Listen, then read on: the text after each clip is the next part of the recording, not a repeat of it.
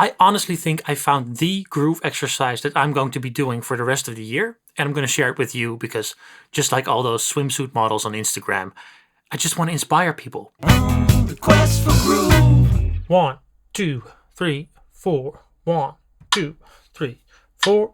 1, 2. So before you click away from this video because you think you already know this exercise, and maybe even worse, you think you already mastered this exercise, there is a twist. Because the thing that we just saw was basically a click on the backbeat, right? Boom, click, boom, click. And the twist here is that we're going to try and play around this click. So the click is actually our snare. We're not allowed to layer anything on top of it. So not our own snares, no hi-hats, no toms, nothing. And we're going to gradually make the pattern that we're playing around our snare click more and more complex. So here is the thing again, and I'm going to gradually increase the difficulty and the complexity of what I'm playing on the kick drum. Here we go. 1, 2, 3, 4. 1, 2, 3, 4. 1, 2.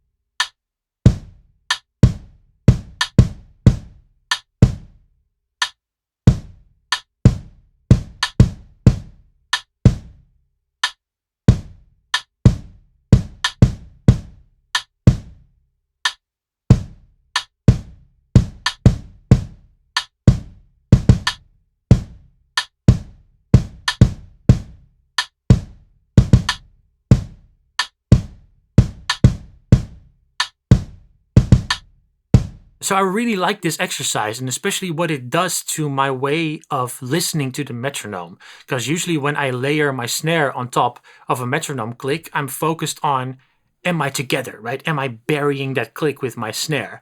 And now I'm playing around it, and all of a sudden my focus shifts, and it's like, is the stuff that I'm playing in a way functional together with that click? Because that click really becomes the snare of the song all of a sudden. And I start to think in a musical way. I start to respond to it in a musical way. Maybe place my kick drum a little earlier, a little later, until it locks in and it becomes a groove that works, more or less. Now, I got a couple tips for you on how to get the most out of this exercise. Tip number 1 is keep it simple in the beginning, right? Just like I demonstrated, you can start out by just going boom, click, boom, click, boom, click, right? And if that's not going well, then that might just be the way you got to start out. And there's definitely no shame in that. That's actually quite difficult to get right. So don't think you have to start out with all these complex patterns. No, just place your kick drum on the 1 in the right spot together with the snare click and see if you can make that happen, right? And then slowly but surely increase the complexity. And talking about complexity, as soon as you get to that point at the end of the demonstration where I actually placed 2 16th note kick drum hits right before that click, click, click, that thing. When you get to that point, you might also want to try and use your voice to see if you can actually imagine where to place those fast hits. So for example, you do something like this: 1, 2, 3, 4, 1, 2, 3, 4, boom, boom, boom, boom, boom, boom, boom, boom, boom, boom, boom, boom, boom, boom, right? So you just say it out loud, because this thing is definitely a timing problem, but it can also be a technical problem, right? Your hand might not be able to execute those 2 fast hits. And this trick will help you with that. You can first learn how to feel it or know how to place those things, and then steer your hand in the right direction, right? It might be that you're already capable of doing that, but this is a great way to get to that point with the more complex rhythms. Just say it with your voice. Use your voice. If you can't do it up here, you can definitely not just do it technically. That's not how it works. You have to feel it with your inner clock. Now, before we move on to the next tip, I just want to say real quick that if you like this content, if you like these types of lessons, just know that on questforgroove.com, I have much more. I have lots of lessons, lots of courses, all about finger drumming and making things groove in your home studio. So yeah, if you like this stuff, definitely check that out. Now, another tip is to actually use your DAW and record yourself when you're practicing this. So just use the metronome of your DAW, select a slow tempo, use that click as your snare, and start playing. And as soon as you notice that you're off or something's not right, stop the recording, go into the MIDI file and see what happened. And let me give you an example of stuff that goes wrong quite often. For example, when you're doing that kick drum and then you're switching from a single kick to a double kick, that's the moment when you might have a tendency to speed up. So boom, click, boom, click, boom, click, boom, boom, click, right? You have the tendency to sort of give it a little extra push, and then that click will actually correct you. So you'll play 2 kick drums, boom, boom, click, and then the click will sound late. That's because your kicks were a little bit rushy.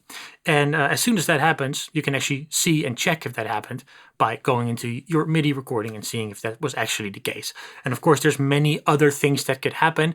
And I really like recording yourself in a DAW and identifying the problems that way, visualize them, and then seeing if you can do better next time. Now, the final tip I have for you is to not practice this for too long each day. It's really great to do this every day, but I would say 5 minutes tops or something. Try and make it happen, try and lock in, and then stop, go to sleep, try again the next day. That's how it really worked for me. And as soon as I started doing this for half an hour or more and trying to get deeper and deeper into the groove, at some point I got into this hyper over focus type mode where every hit sounded off and everything was weird, and it was almost as if the metronome started to waver just because I was so focused that I wasn't actually in the music anymore. And I think that can happen a lot with these types of timing exercises. 5 minutes a day over a prolonged period of time gives you way better results. I noticed great results after, I think, 5 days of 5 minutes. And don't try and, achieve everything in one go. That's not going to work. You're going to get over focused. Okay. Now, here's another demonstration of something that I've been practicing over the past couple of days. I'm actually going to different kit pieces, and I'm playing this hi-hat right around the click. Click. That's a really difficult move to make. 2 16th notes, click in the middle, and another 2 16th notes. So I'm going to show it to you. This might be an inspiration for you to maybe do in the future. But as I said before, don't rush it, right? Don't go too complex too soon. 1 2 3 4 1 2 3 4.